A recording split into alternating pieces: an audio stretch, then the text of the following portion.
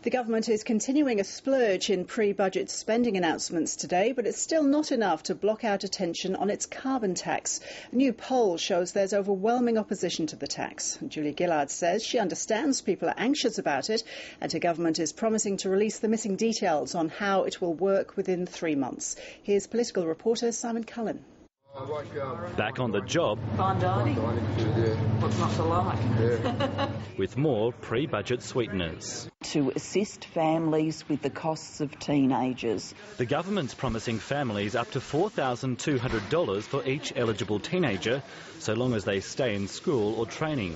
The money delivers on one of Labor's election commitments. We don't want kids leaving school early. We want them engaged with full-time education, getting the skills that they will need for the rest of their lives. What a muddled mind that would talk tough and then hand out cash. But a much bigger problem for the government is the carbon tax.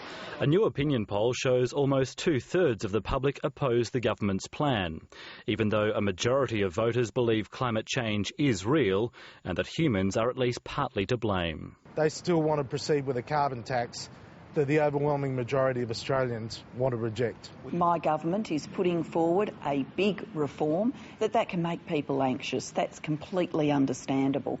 In the middle of this year, we will be able to give everyone full details of how the carbon pricing system will work. The government's struggling to get its message heard above the noise of the carbon tax debate. The Prime Minister's now announced more than $1 billion in spending in the past 3 days, framing the budget around jobs and education. They're the good news stories ahead of the cuts that are still to come. Simon Cullen, ABC News, Canberra.